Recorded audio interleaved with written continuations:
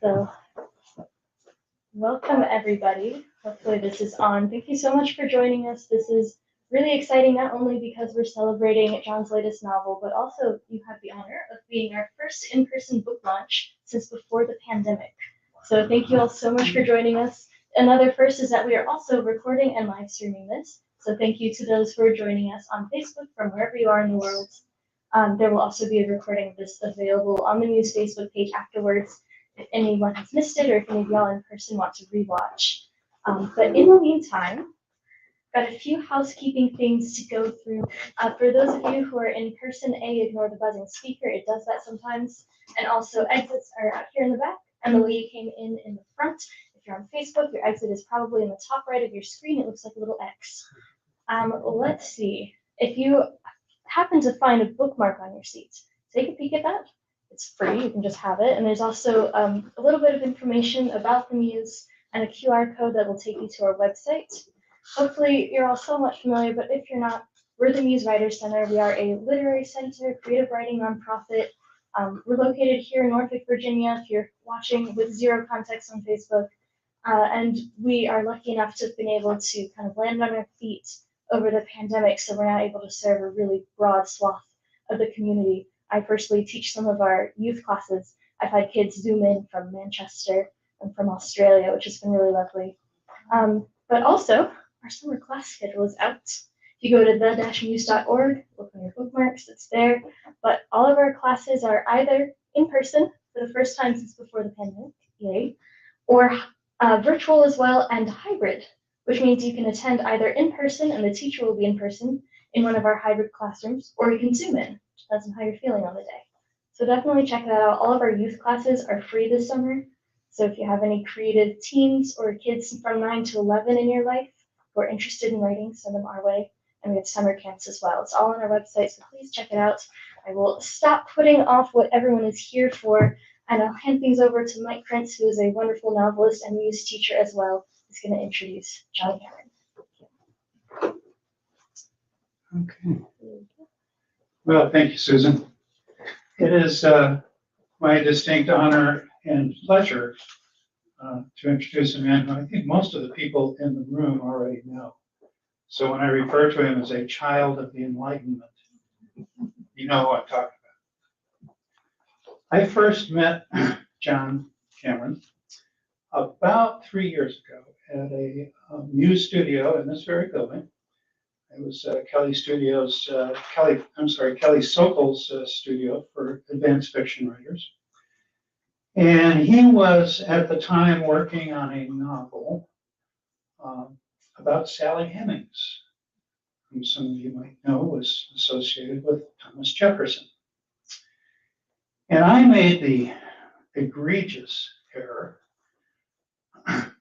of offering a totally ignorant comment, not about the quality of his writing, but about the historical accuracy of what he was portraying.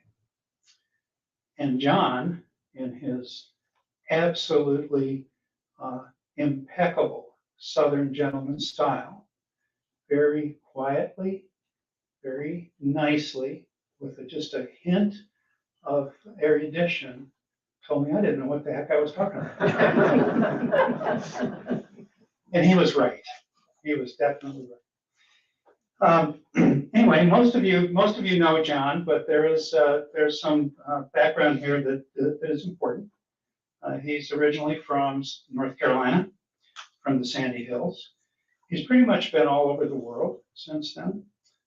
He got his degree in history at Davison College, where he says he also learned to play bridge, which nearly wrecked his college career. I can relate. That almost ruined my medical career too. And then he went to UNC Chapel Hill, where he specialized in 18th century France Revolution, Marseille and Provence. He's lived in France. He's been in the U.S. Army. He's been all over the world. Truly a child of the Enlightenment. Oh, wait a minute. We all know what the Enlightenment was, right? Not being a student of history, I looked it up. And here's what I came up with.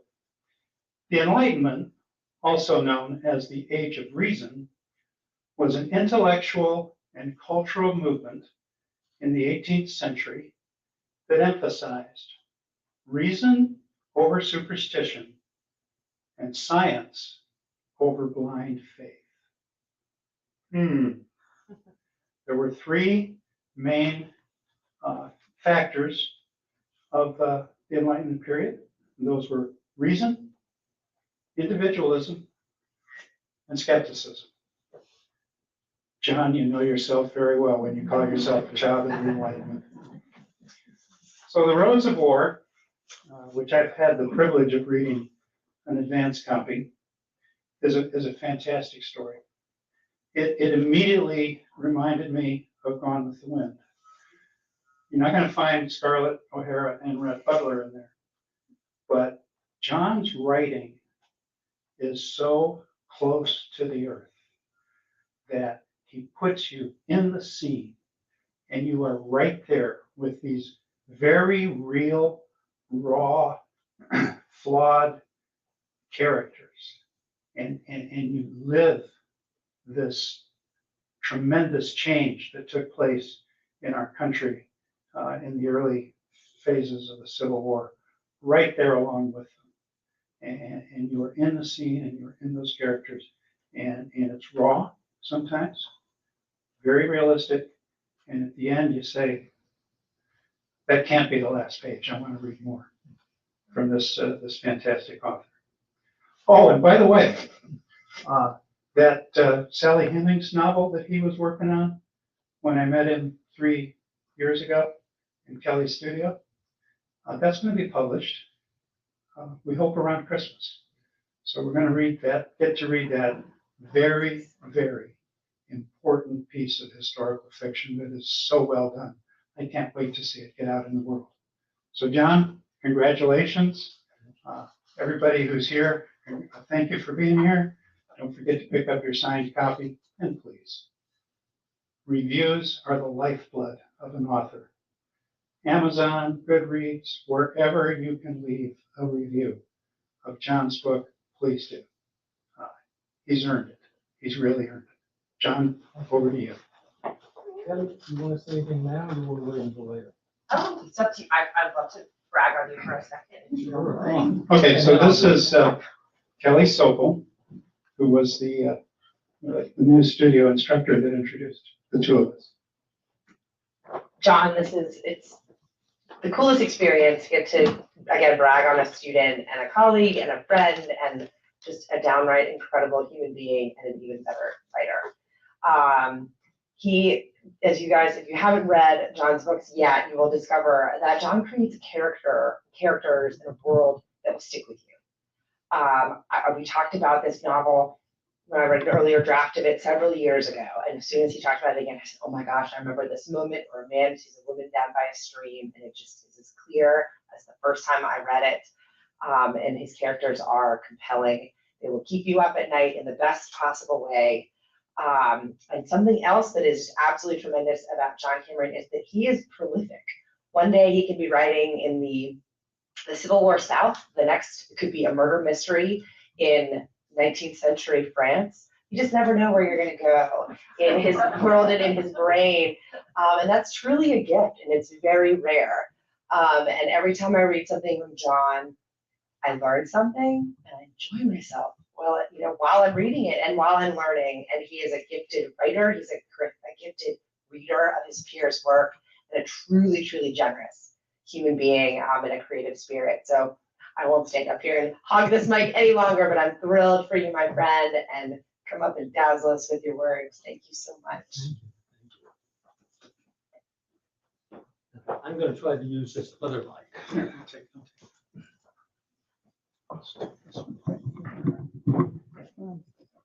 Maybe I won't. Okay. So, just a couple of things before I read some to you. If you don't mind, I'll sit down. First of all, many of you know I've had a few health problems. This has nothing to do with that. This is purely ornamental. So don't look at this bandage and panic and think, oh my God, what's happened here. It's definitely. But definitely a quick thank you for the Muse. I mean, this place is, if I can write a novel, it's because of the Muse. It's absolutely true. And if any of you who have not been here, but you have any thoughts of writing anything, it doesn't matter what, this is the place to come. You will get help, and you will end up writing something worthwhile. Absolutely. I'll mention this again, but before you leave, we have lots of food, so don't go rushing off. And after I read and any questions, I'll be out signing books. What I'm going to read for you is part of chapter 1. And I say part because I've eliminated a few passages so it will flow and I won't have you here until midnight or something. The setting is Central North Carolina, 2nd of January, 1862, just after dawn. Lewis McCormick picked up the old horseshoe lying next to the water trough and smashed the thick ice so that the animals could drink. With each swing of his arm, he grew angrier. Where the devil is Henry? He should have been out here before dawn, lazy as hell. And Eliza, what in the name of God is wrong with that woman? Lewis had planned for his last night at home to be one of love and sweetness. But Eliza started in on him as soon as the children were out of the room. You've done enough. Let the others take a turn. 35-year-old man ought to be home. Let young ones with no family go. Damn it, I signed up for 12 months, not 5 months. And a man's age don't matter. We all got to do our part. I'm not the only one this old. Flynn Farrington's 36. Well, that don't matter to me. You could pay a substitute to finish them 12 months. That'd do your part. You must like being down there. You'll never be back. The Yankees will kill you. Your children will be orphans, and I don't think you care. God damn it, Eliza. We've been over this all before. Lewis struggled not to yell. You know I gotta go back. Leave it alone. Damn you, just leave it alone. Eliza glared at him silently. When they went to bed 30 minutes later, she lay as far to her side as she could manage. Well, be damned then, he thought. I'll find some in Wilmington when I get back down there. Even as he thought it, he knew he'd never do that. But damn the woman. Why did she have to be this way? He remembered the first time he left for the war. Liza had wept and shouted at him, but that night she pulled him inside herself like she would never let him go. And now this time, she was as cold as the wind outside on that 1st of January. Standing next to the water trough the next morning, Lewis realized he had smashed the ice into small pieces. Get on with it, he thought. There's a lot to do here. And I got to be at Swan Station before that train comes from Egypt. Where the hell is Henry? Lazy, worthless man. Ought to take a whip to him. Lewis shook his head. He had never taken a whip to Henry and never would, any more than he would find a whore in Wilmington.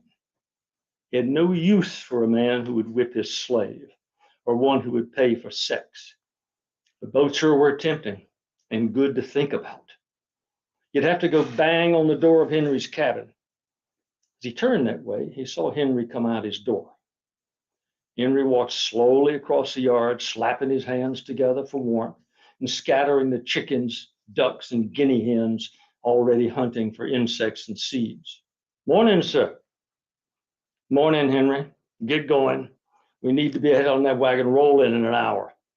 When you get the critters fed and Mo hitched, come on to the kitchen and get a cup of coffee.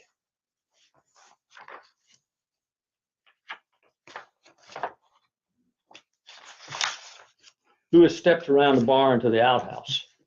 Damn, that plank was cold. He hurried back to the house, straight to the kitchen and some warmth. Eliza didn't look at him or say a word. Well, I'll keep my mouth shut too, Lewis thought. The fireplace was blazing, and Lewis could smell sausage and biscuits cooking. Best of all, he smelled coffee. Real coffee. not that damn burnt wheat that passed for coffee nowadays. He had brought 6 pounds of beans with him 10 days earlier, paid 4 times what it should have cost, but he bought it, wanted Eliza to have some. As he sipped the coffee, he considered giving Eliza a hug to break the ice. But before he decided, she put a plate in front of him, piled with sausage, biscuits, and grits. She turned away without a word. So be it, he thought. He reached for the molasses pot and poured a puddle on top of one of the biscuits. Just as he sopped up the last of the molasses with the last biscuit, Henry came in. Eliza handed him a mug of coffee and 2 biscuits. Now Lewis couldn't say anything to Eliza. Wouldn't do for Henry to see them fight. Henry, bring Mo on up here to the house. You got my coupon box on the wagon? Yes, sir, both in the back. Henry made no motion to leave.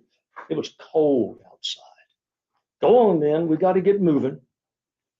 Henry set his mug on the table, wrapped a blanket around his shoulders, and went out. Before Lewis could speak, Eliza called out, "Children, come in here and tell Pap goodbye." She still had not looked at Lewis. Children must have been awake under the covers, for both were in the kitchen within seconds. Each gave their father a hug, said bye, and turned towards the fireplace for food and warmth. Through the window, Lewis could see Henry in the wagon. He put on his greatcoat, picked up his bag, and turned to Eliza. She stood next to the door, tears streaming down her face.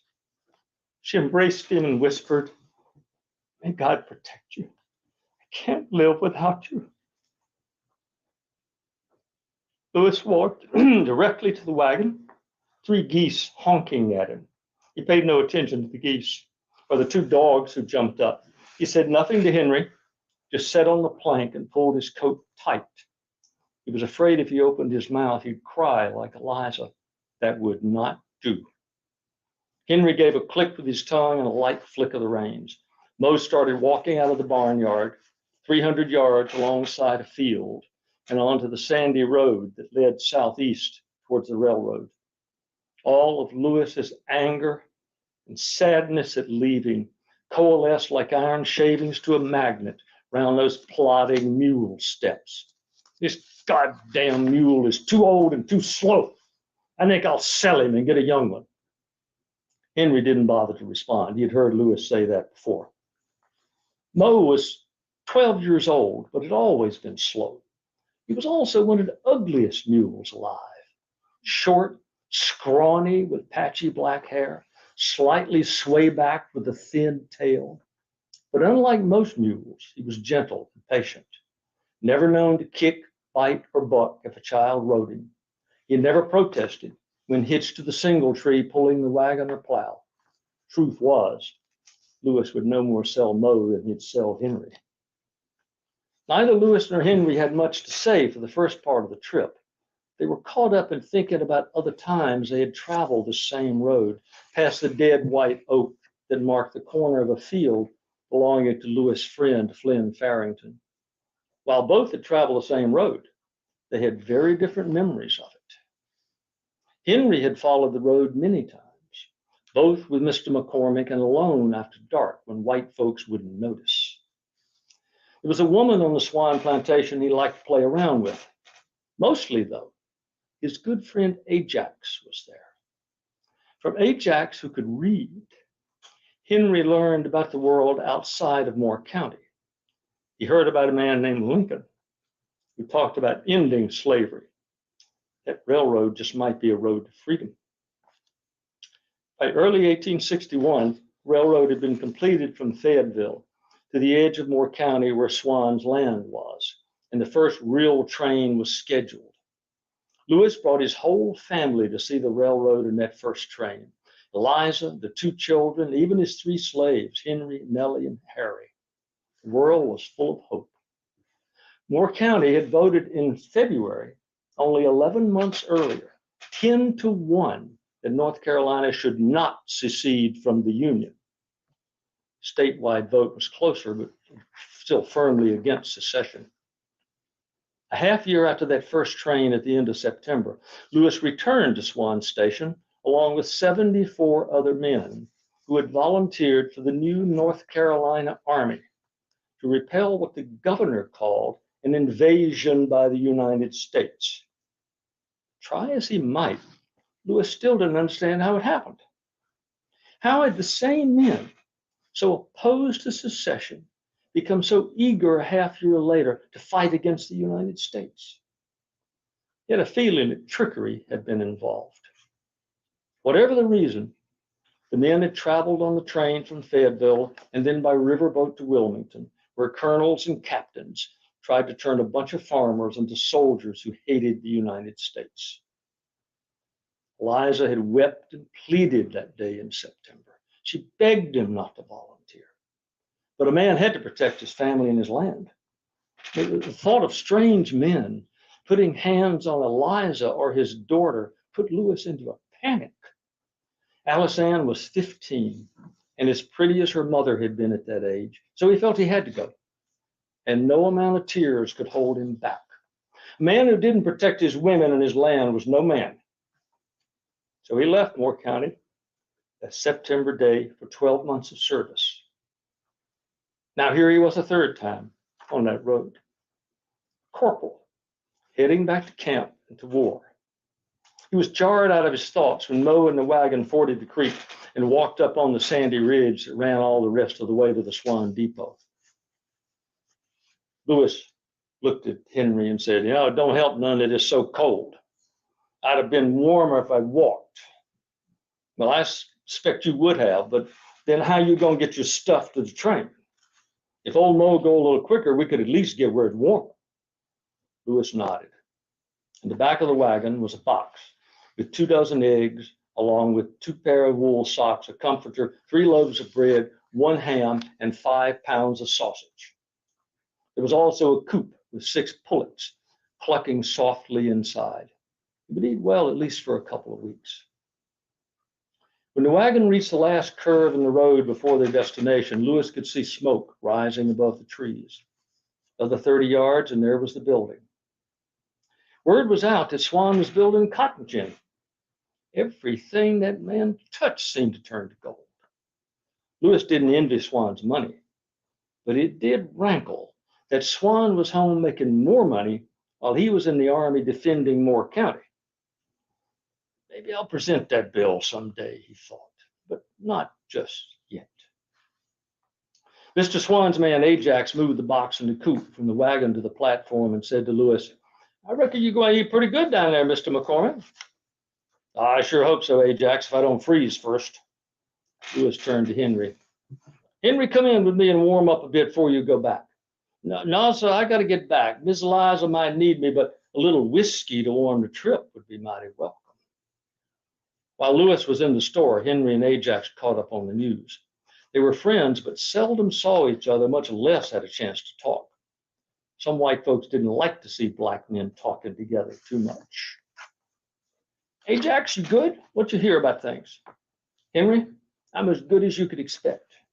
News is the Yankees is about to invade Carolina from the ocean.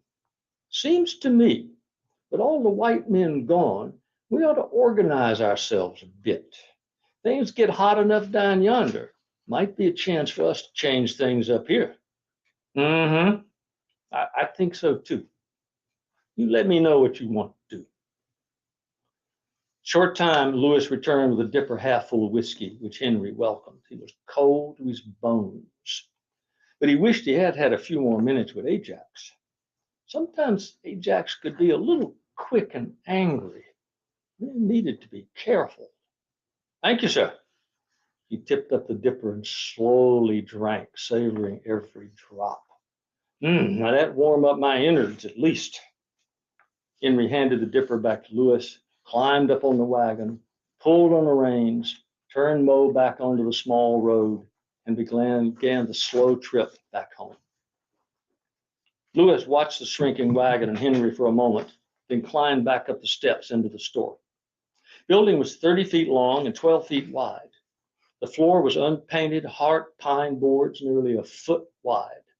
On one side were shelves and a counter that held bolts of cloth, threads, pots, crackers, and sundry other items of interest to women. On the opposite side, there were two windows, a table for railroad business, and a second counter with cups, some dippers and bottles and barrels of whiskey. Lewis bought himself a 5-cent glass of whiskey and moved close to the Franklin stove in the far end of the room. It was a tricky balance to get close enough to the stove and away from the chill, but not so close that it was uncomfortable. Lewis looked at the clock that sat on the counter. 1 hour and a half before noon, when the train was scheduled to arrive from Egypt and the coal mine. His 3 recruits were to meet him by 11 o'clock. If he went back without those men, Captain McNeil would make his life miserable. Half an hour later, one of the 3, his cousin, Davy Morris, walked in. Morris lived 2 miles away and had walked fast to keep warm. Lewis relaxed some. He had worried that none of the 3 would show up. Thank God I finished that whiskey and put the glass back, Lewis thought. Last thing I need is for these boys to start drinking. Morris looked hungrily at the barrels as he crossed the room towards the stove. Lewis pretended he didn't see. No whiskey. Davy was a responsible man, even if a bit slow. Not that he was simple, but he was plodding. 25 years old, Davy was 5 feet 6 and strong, but tended to be sloppy in his appearance. He seldom remembered to trim his hair and would go several weeks between shaves. His fiancée had died of typhoid fever 2 years earlier, and he still mourned. In a way, he had nothing to keep him at home. Damn, Lewis, couldn't you arrange a warmer day for us to travel? I'm as cold as a well digger's ass. Get up close to the stove. That'll warm you up. I put in a requisition for a hot day, but the colonel had given them all out. This was the best I could do. Around 11 o'clock, the other 2 men arrived almost simultaneously. They were Eliza McCormick's relatives, but lazy, and in Lewis's opinion, little better than farmhands. Jordan Sloan was 19, a slender man, with hair so light it was almost white, and eyes as light blue as the sky. Tandy Strider was 18, tall with light brown hair and an open smile, a man people instinctively liked. Neither man had any interest in the Confederate cause. Their fathers owned no slaves, but did own enough land not to be considered trash.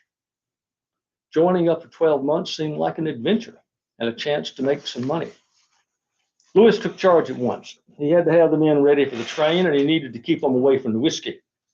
Boys, let's go pay Mr. Swan the 50 cents for the tickets so we can get right on that train for when that train from Fayetteville comes through. The 3 looked at each other and then at Lewis. You gonna pay for the tickets, ain't you, Lewis? I ain't got any money. Jordan stammered out. You ain't got no money? Then how the hell do you think you're gonna get to Wilmington? How are you gonna eat on the way? What about you 2? Lewis looked at Davy and Tandy. Davy said, well, I reckon I could have chased down 50 cents, Lewis, but I didn't know I needed any money. Tandy replied with embarrassment. Lewis, we thought the company or the county was paying all that. You corporal, ain't you doing all this for the county? Damnation. Lewis had $24 in his purse. It was more than enough to pay his way back.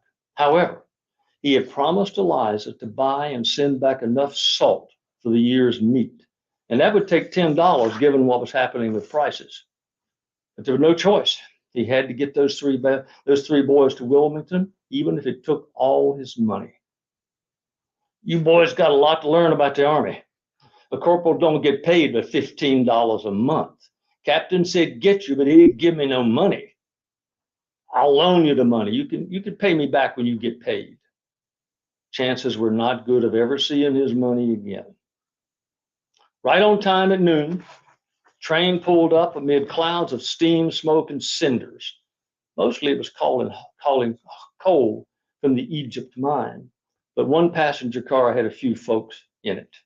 The 4 men climbed up, gave their tickets to the official, and tried to get a seat as close to the stove as they could. Got to buy a copy to get the rest of it. Thank you.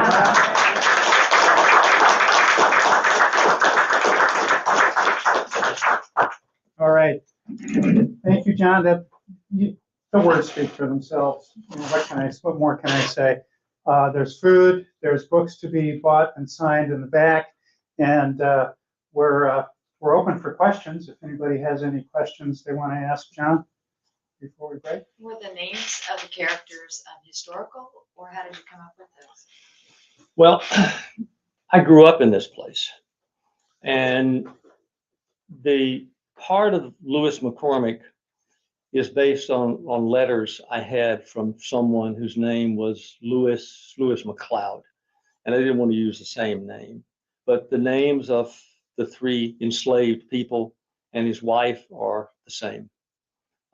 Most of the others I shifted a little bit around. Swan Station is a real place. There was a Mr. Swan who owned a big bunch of land and was a big planter and truthfully made a fortune from everything that came through. So it's a little bit of, and the places are the same. The Egypt coal mine was developed as early as the Revolution in the next county for coal in North Carolina. So the place names are all very accurate.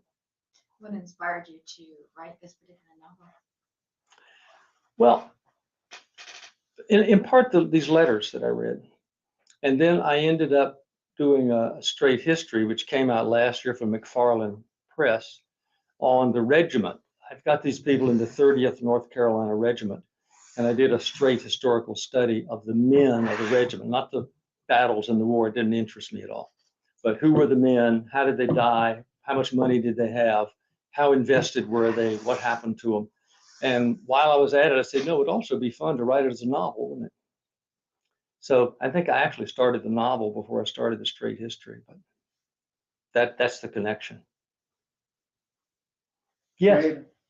What's your process when how do you approach the page when you're starting or revising this book? What's your process? The process? Well, my process of writing, now editing and rewriting, as you know, is a very different matter. But my process of writing is to sit down with my pen and a pad of good paper with an idea or maybe a character.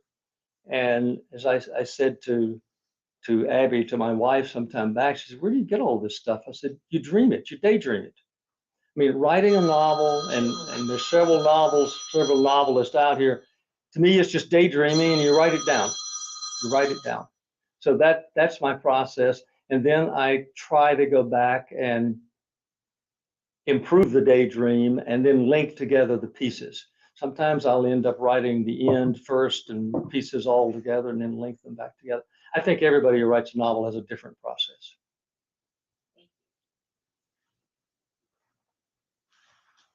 You mentioned rewriting. How much rewriting do you have to do? I do a lot. Once in a while, I find I've written a short piece, a chapter that doesn't need very much, but there always are problems. When you're writing fast, and again, you're just dreaming it and writing it down, you go back through and you say, wait a minute, I need to say, what does the building look like? What does this character look like? What do they sound like? You got to make sense out of it, because if you looked at a first draft, you'd see where it was going, but you would have no clear sense of character, no clear sense of space. And I also, I'm an egregious speller. So there are lots of mistakes like this that I have to go back and catch up on. So I do a lot of rewriting. You daydream all those details, or you go back and flesh them out? I go back and flesh them out. So if I go to, say, these three guys who came in, the three recruits who came in, two of them have chapters in this novel that are really theirs. One of them I don't think gets mentioned again, but you need enough there so that you've got a picture of it. And it doesn't have to be much. So to me, saying that Jordan Sloan, which is, by the way, spelled Jordan, but nobody would have pronounced it that way. It was Jordan. So Jordan Sloan looks like a lot of my relatives, you know, pale hair, pale blue eyes. And I said, okay, that's probably enough. You've got an image of this guy's face, at least in your mind, but all of that I have to go back and add. Yes? So do you have the favorite character in your book, or how do you keep from having a favorite character? How do you keep the attachment to all of the characters? Oh, that's an interesting question. A lot of writing is, people say it's autobiographical. It is and it isn't. Obviously, I never lived there. I never did these things, good and bad, that these men did. But their emotions and the way they see other people and relate to them, I think does come out of your own experience. So some of these people I like. There are a couple of characters in here who are really despicable. I don't like them at all. But again, that'll pop up later. Some of the other stuff I've read, I always joke that I've this series I've written on detective stories set in Marseille that Kelly mentioned. Well, the character there is really my alter ego. I mean, he just does things that would have been exciting for me to do. So that's easy to do. Yes. Is it hard for you to write about the despicable characters? Not really, because in a sense it's like acting, and I am at heart a ham actor and used to do a good deal of it. It's fun to act as an evil guy because you never want to do those things. You never want to believe that stuff. You're going to be more like the good guy, but the good guy can be a little boring. The bad guys are interesting. They're interesting. So they're fun to write about, actually. I mean, occasionally you write and say, wow, this is terrible, but still it's interesting and fun to write. Yes, Thomas. Where do you get your historical, putting things in historical context? So you have the letters that kind of builds, sort of character, but like the hardware, like buildings describing, I guess, architecture or roads or something like that. Or what's your source? Much of this, some of the things came out of the letters, but much of it simply came out of growing up in that part of North Carolina. When I talk about the wagon going up on a ridge, and I actually left out a piece that's covered with longleaf pines that have been tapped for turpentine, I know exactly what that's like because I see it in my mind. I saw it when I was growing up.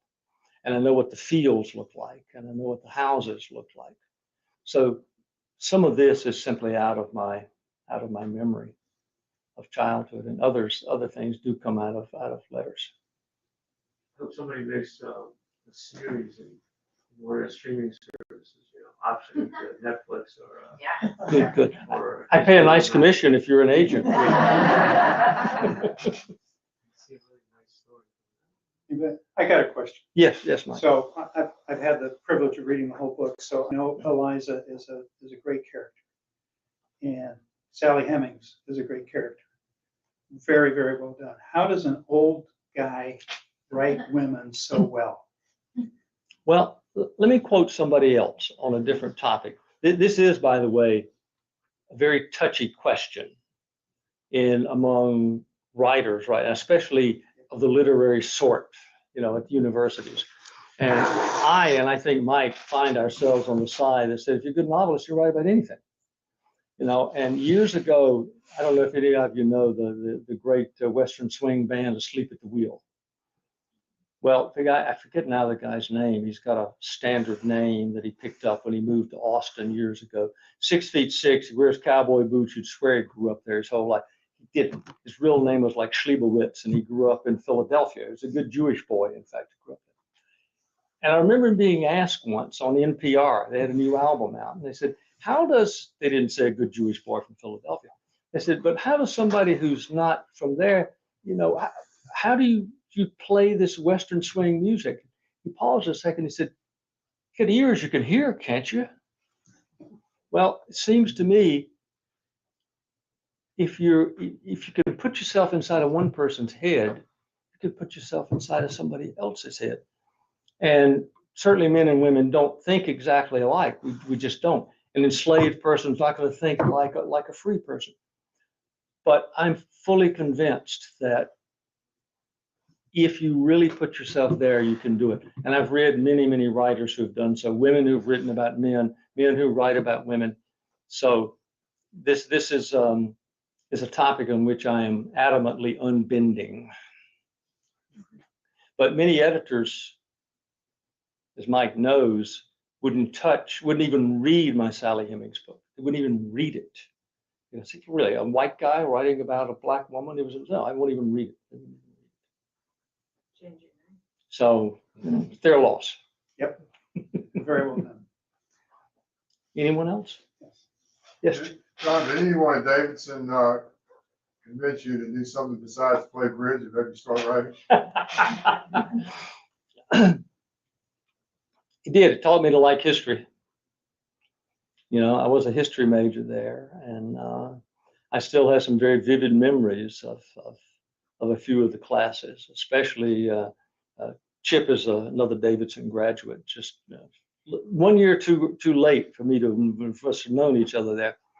But Dr. McGahey's ancient history, which everybody called McGeechee because that's the way it's spelled, but it's a good Scottish name. And despite the fact that it looks like McGeechee, it's actually McGahey.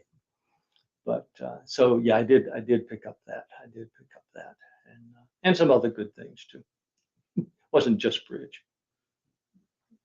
So how pivotal was North Carolina for the Civil War? Extremely. Let me turn historian for 90 seconds. All right. North Carolina was extremely reluctant to secede. The first vote was a firm no, not even to consider seceding. And then after Fort Sumter and Lincoln's call for troops, the governor and the legislature pulled a fast one on the population and simply declared a constitutional convention. You're not going to elect them. You're not going to approve it. You choose them, voted it, and declared that it would not be ratified by the people. And the next day they withdrew and started confiscating federal property, which put them into a state of rebellion. The population was never wholeheartedly behind it. There were whole counties, and not just in the mountains, but in the Piedmont midsection, who formed units to resist conscription and refused to join the Confederate Army. Extremely high desertion rate of those who were dragged in. And in 63 and early 64, there was a peace movement that looked for a while as if the state might withdraw from the Confederacy. North Carolina had, you know the numbers, maybe an eighth or so of the population and furnished a quarter of the troops of the Confederacy. A quarter of the troops came from North Carolina. So it's very much, and to try to display that in a novel without looking ridiculous was not easy for me. I hope I've done so. But once you're in, especially as a soldier, and I know there are some former soldiers out here, that notion of the band of brothers, you don't leave. You stick with them, regardless of what you think of the cause. You stick with them. Does that help? No, definitely. Were there a lot of blacks that fought for the Confederacy? No. The simple answer is none did. But I don't think it's an open and shut case. I found in this regiment I studied 5 men who were listed as men of color in the census. Now, if those are the only 5, then I'm going to say no, they probably were not black. They probably were Indian. They probably were Native American. There was something else. But I don't think it's a closed case. Picture this way. There were no slaves who joined. That's a given. If you're a free person of color, and you've been that way since the Revolution or early 18th century, you own land, you're here with your neighbors who are mostly white, you want to be accepted by them.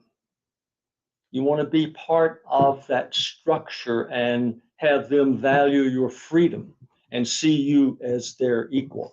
So I don't find it unreasonable that some of these men would have volunteered. But it's very much an open question. But most historians will just tell you flatly, no, there were none. There were none. Okay, I think Thank you. there's food to be had, there's Food, books to be drink, bought, and I'm gonna go books to sign be read and books. signed, reviews to be left. So let's move forward. And Thank you John so will be much. available. Thank